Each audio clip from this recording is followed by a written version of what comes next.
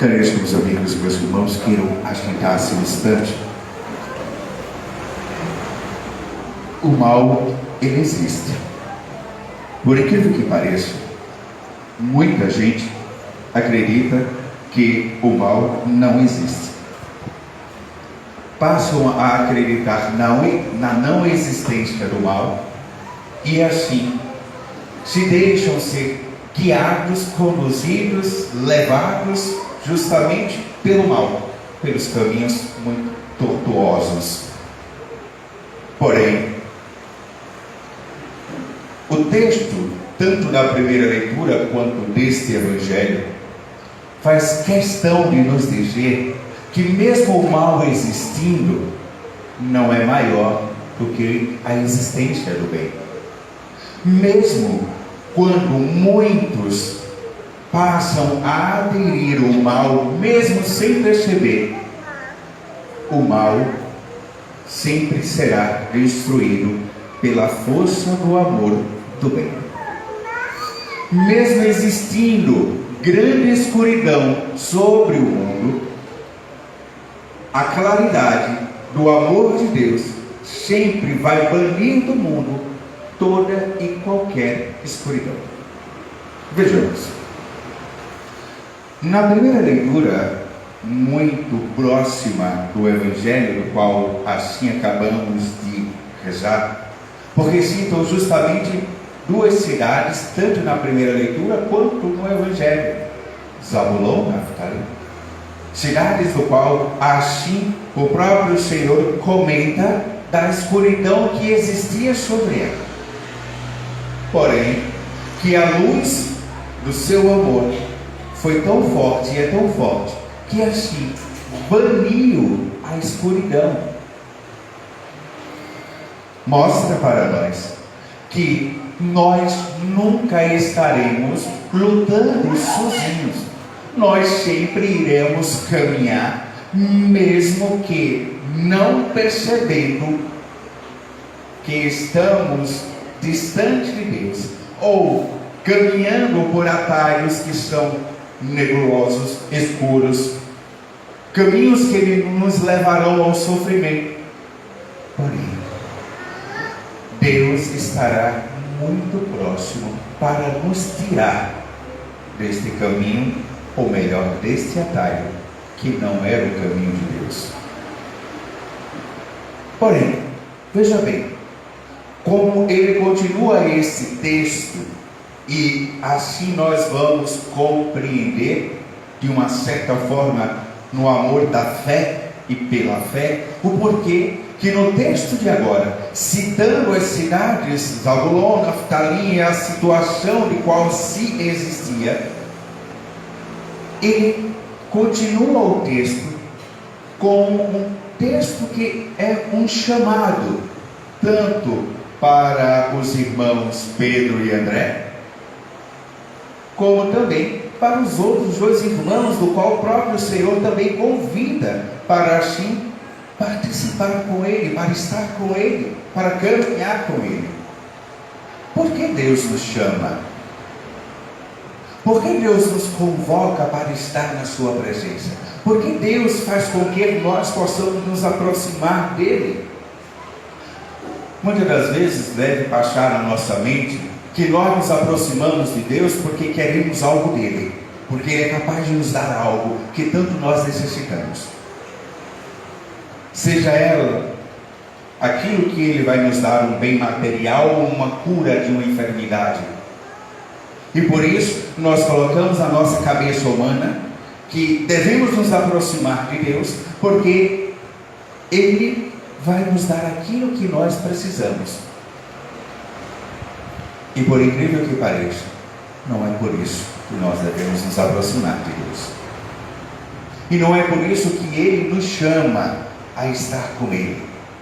É justamente porque Ele nos chama, e para que Ele nos chama, para que nós possamos sair dos atalhos que nós tomamos, dos locais escuros que nós possamos estar, ou das más decisões que nós tomamos, que nos afastam de Deus. Por isso, Ele nos chama, para que assim, perto dele, e veja bem, as leituras falam claramente que Ele é a luz que destrói a escuridão. Então, por que nós devemos nos aproximar de Deus? Porque nós nos aproximamos de Cristo justamente para que nós possamos ser tirados da escuridão. Porque se Ele é, por excelência, luz, e que bane, que destrói toda a escuridão, ao estar próximo dele, nós tiramos ou nós saímos da escuridão, que nós possamos estar vivenciando e passamos a experimentar a claridade que brota de Deus, o amor que brota de Deus, a felicidade que brota de Deus. Ou seja, são todas as coisas que nós pedimos todos os dias a Deus. E quando nós, pela nossa consciência humana, pela decisão humana que nós tomamos, porque muitas das vezes quando nós caímos, nós automaticamente dizemos que somos idôneos, incapazes de nos aproximar de Deus, porque ferimos este amor dele, e escolhemos como uma resposta de ter ferido o amor de Deus, nos distanciar de Deus. Quem de nós nunca pensou que, já estando em pecado, já estando em caminhos que não são de Deus, quem de nós nunca pensou em desistir de Deus e dizer assim: eu não sou digno de estar na presença de Deus, eu não posso estar na presença de Deus, eu não sou mais chamado como filho de Deus, porque errei, porque falhei, e assim se distancia de Deus, como se distanciasse de Deus, pudesse viver a escuridão sem ferir o amor de Deus. Mas o que nós não sabemos, ou que nós não temos a consciência, é que quando nós vivemos a escuridão e quando nós nos afastamos de Deus, fazemos Deus sofrer mais do que estando próximo dele. Percebe que quando nós, eu sempre costumo dizer, se nós queremos fazer uma análise justamente de como foi a ação de Deus na vida da humanidade, é só nós nos colocarmos diante de Deus. Como nós nos encontramos diante de Deus? Qual o nosso relacionamento com Deus? E isto só não vai dizer qual foi o procedimento de Deus, do próprio Jesus Cristo, lá atrás, quando curou, quando libertou, quando assim salvou, mas isso também vai nos dizer no tempo de era, no tempo de hoje, como Deus também faria e fará conosco. Cada vez que eu me distancio de Deus, em vez de eu fazê-lo feliz, eu faço ele ficar triste. Cada vez que eu me aproximo de Deus, logo ele se alegra com a minha presença. E veja bem, tomando justamente o texto do qual nós acabamos de rezar, Jesus, de maneira especial, voltando a morar em Cafarnaum, cidade ali próximo da Galileia, estando ele fazendo a experiência agora, e vendo, como diz o texto no versículo 16 deste capítulo 4, o povo que vivia nas trevas viu uma grande luz, e para os que viviam na região escura da morte brilhou uma luz. Olha, que luz é essa? Que presença é esta de Deus? E agora nós compreendemos o porquê que Ele nos chama. É porque Ele não quer que nós possamos fazer a experiência das trevas em nossa vida. Ele não quer que nós possamos experimentar a região escura da morte, mas quer que nós possamos experimentar todos os dias a sua presença, o seu amor. Como eu disse, E se aproximar de Deus é experimentar tudo aquilo que nós todos os dias pedimos a Deus. E volto a dizer, agora ele justamente chama, traça o diálogo, agora do versículo 18 ao final, de um chamado. Como eu disse, chama Pedro e André, Tiago e João, como chama eu e você, para aproximar-se dele. Mas o texto nos chama a atenção porque é um texto que se dá depois do batismo de Jesus no Rio Jordão. Versículo 15: terra de Zabulon, terra de Naphtali, caminho do mar, região do outro lado do Rio Jordão. Jesus já tinha passado justamente a essa região. E aí chama estes apóstolos para estar com ele. Vejam que o texto vai dizer, olha, chamou Tiago e seu irmão André, que estavam lançando a rede ao mar, pois eram pescadores. Jesus disse a eles, segue-me, e eu farei de vós pescadores de homens. Eles imediatamente deixaram as redes e seguiram Jesus. Depois chama justamente Tiago e João, que estavam ajudando seu pai Zebedeu, e assim eles imediatamente deixaram a barca e o pai e o seguiram. Padre, o chamado de Deus parece ser tão imediato assim.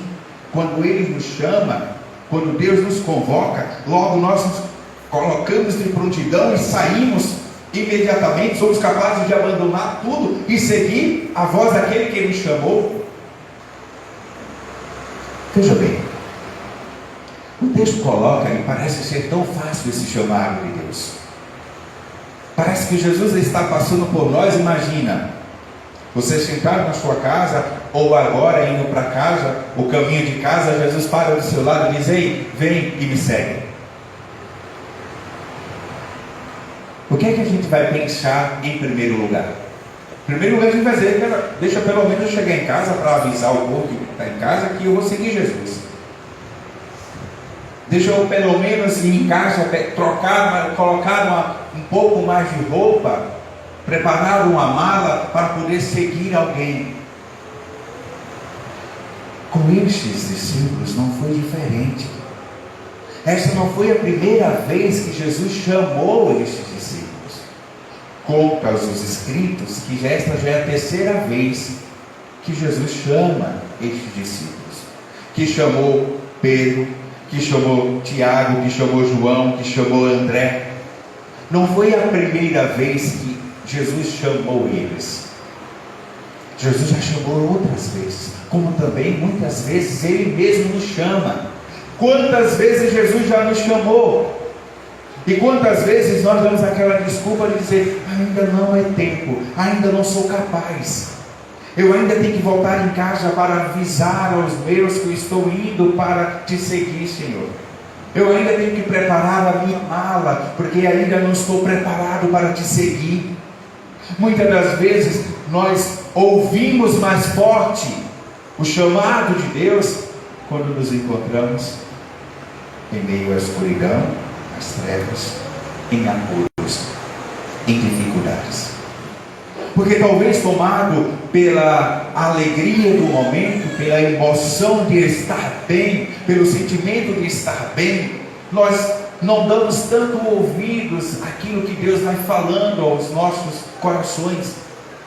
Nós achamos que não precisamos de Deus, porque estamos muito bem, e que estar na presença de Deus talvez seja uma perda de tempo. O deixar um pouco das nossas atividades para estar muito com Deus, talvez seja muito para nós. E veja o que esse texto de Mateus nos coloca aqui. Imediatamente todos aqueles que Deus chamou foi capaz de deixar tudo, ou melhor, de deixar suas atividades por tudo que é Deus. É aquilo que muitas das vezes nós começamos a dizer a Deus. Quando nós não conhecemos muito o estar em Deus, nós dizemos sempre, eu deixei tudo por Deus. aí eu levo a gente a refletir um pouco quem é o meu tudo. O meu tudo é Deus. Então eu não deixei meu tudo, eu deixei as minhas atividades, eu deixei os meus fazeres, eu deixei algo que estava fazendo para ir em busca do meu tudo, que é Deus. O nosso tudo tem um nome, é uma pessoa, e esta pessoa é aquele que é capaz de me tirar da minha dor, do meu sofrimento, da minha tristeza, da minha escuridão, das noites escuras da minha vida, e me trazer a felicidade de tanto quanto eu preciso. Por isso, nós nunca deixamos o nosso tudo. Talvez deixamos as atividades e os trabalhos no nosso dia a dia para ir em busca do nosso tudo.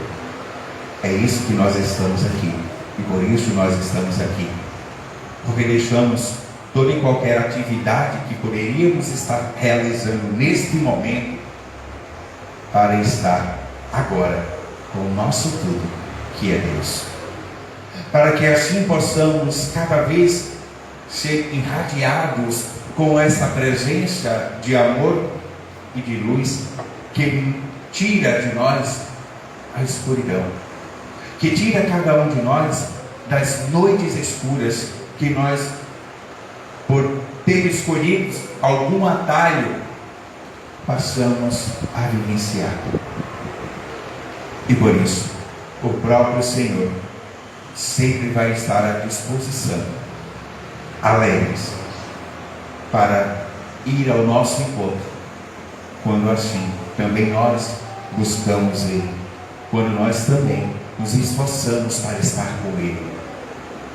Nós nunca seremos abandonados por Deus, mas com certeza nós podemos abandonar Deus. Deus nunca vai nos abandonar, nunca vai esquecer de nós, porque Deus, Ele age no seu amor totalmente diferente como nós humanos, seres humanos, agimos com o nosso amor. Veja bem, quando nós amamos muito uma pessoa, nós queremos ficar próximo dela o tempo maior que nós possamos estar.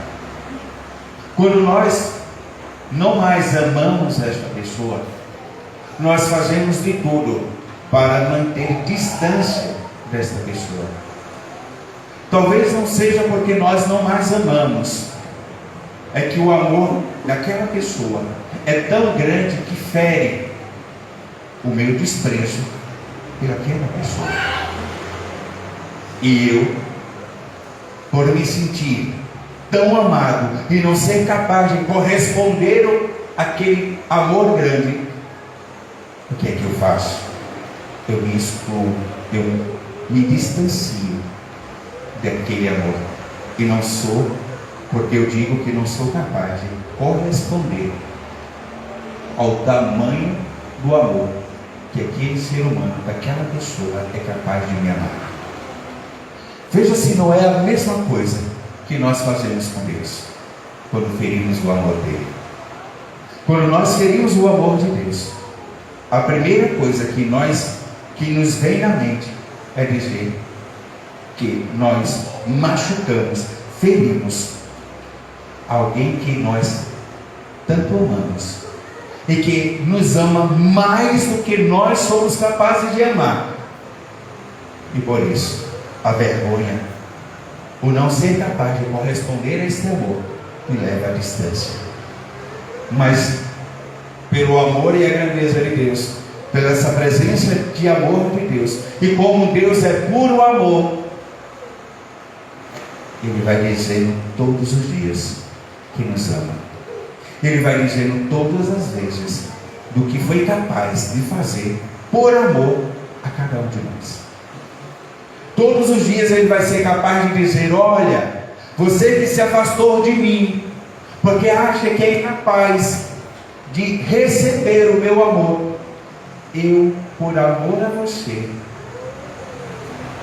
fui para a cruz. Olha, você João, Pedro, Tiago, que acha que o meu amor não é capaz de te atingir. Por você, eu fui capaz de sofrer os açoitos, as pancadas da vida, por amor a você. Olha, você que se acha incapaz de estar nessa presença de amor, porque feriu aquele que ama você acima de qualquer coisa, veja o que fui capaz de fazer por amor por você. Doar todo o meu sangue por amor por você. Veja o que Deus é capaz de fazer por amor, para assim manter cada um de nós, todos nós, próximo dele. Deus foi capaz de ser açoitado por cada um de nós. Deus foi capaz de ser despido, colocado nu por cada um de nós. Deus recebeu bufetões, cusparadas por cada um de nós. O próprio Cristo vai à cruz, é crucificado, morto por cada um de nós, por amor, apenas porque quer que nós possamos estar com Ele. E Ele fará tudo novamente, se preciso for, por amor a cada um de nós. Louvado seja nosso Senhor Jesus Cristo. Creio em Deus Pai,